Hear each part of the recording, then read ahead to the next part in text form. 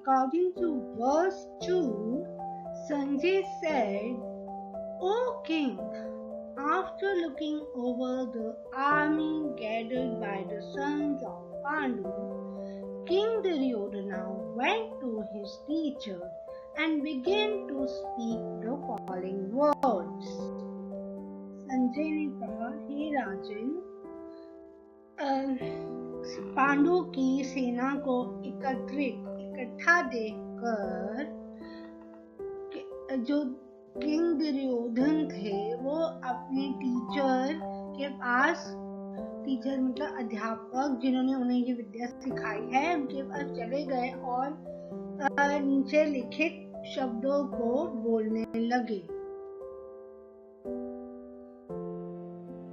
Sanjay could understand his motive in asking about the situation on the battlefield. He wanted, therefore, to encourage the despondent king, and thus he warned him that his sons were not going to make any sort of compromise under the influence of the holy place.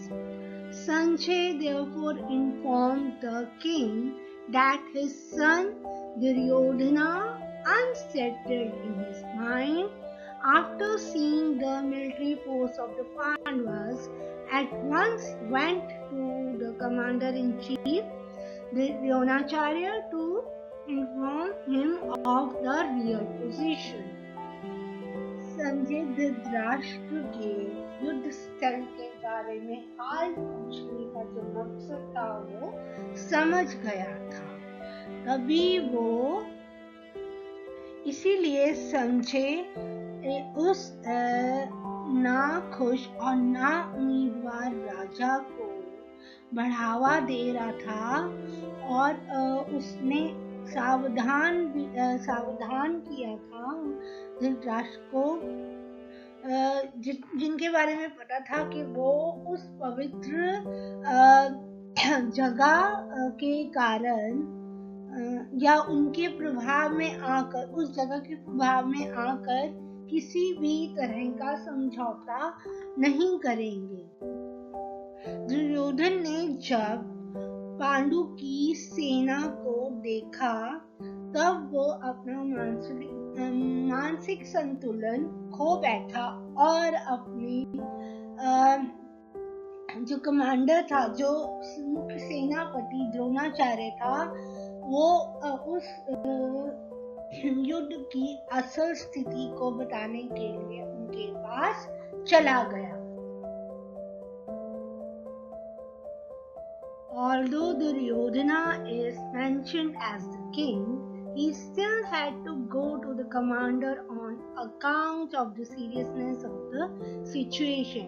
He was therefore quite fit to be a politician, but Duryodhana's diplomatic veneer could not disguise the fear he felt when he saw the military arrangement of the Pandavas. Duryodhan चाहे राजा था, पर फिर भी उसे अपने मुख्य सेनापति के पास जाना पड़ा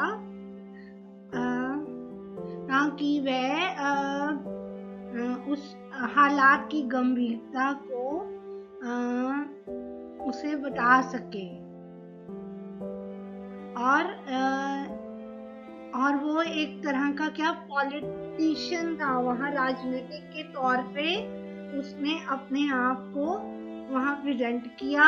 और पर दुर्योधन की जो डिप्लोमेटिक कोशिश थी, वनीर मतलब thin layer of decorative wood of plastic used to cover a cheaper material. देखो किस अंदर से कुछ और बाहर से कुछ और, डिप्लोमेटिक ये होता है ना।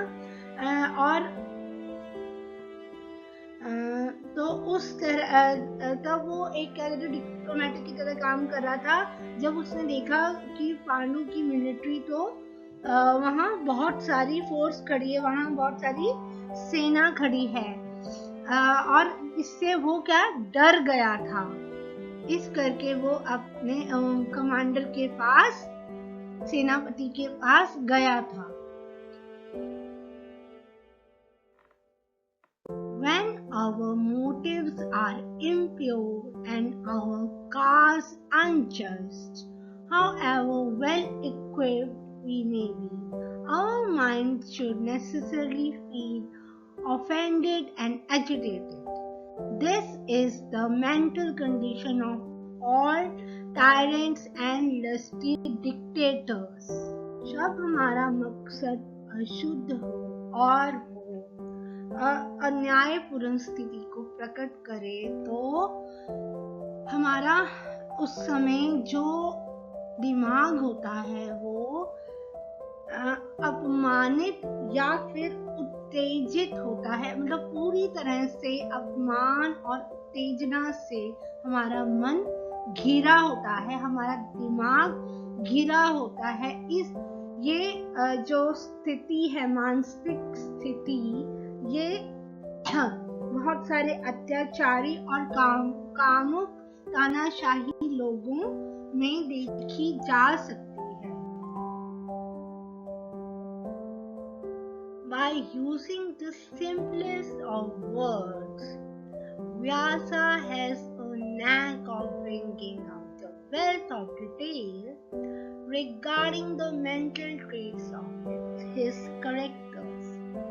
The king said, the implication is that although Duryodhana, as a discipline, ran to seek the protection of his teacher, he started talking with kingly vanity and not with the modesty and reverence that a discipline should show towards the teacher. व्यास जी की एक आदत थी कि वह सरल शब्दों द्वारा चरित्रों के व्यक्तित्व से जुड़े मानसिक लक्षण को पहचान लेते थे और उनको वह एक संपत्ति के रूप में उनका विवरण किया करते थे।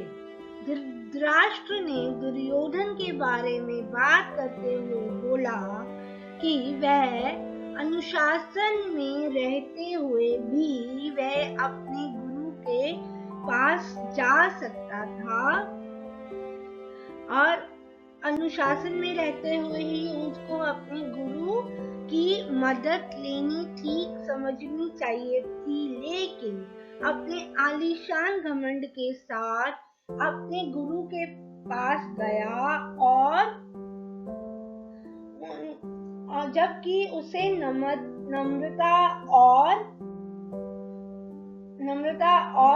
श्रद्धा के साथ अपने गुरु के पास जाना चाहिए था और एक अनुशासन अपने गुरु के सामने दिखाना चाहिए था।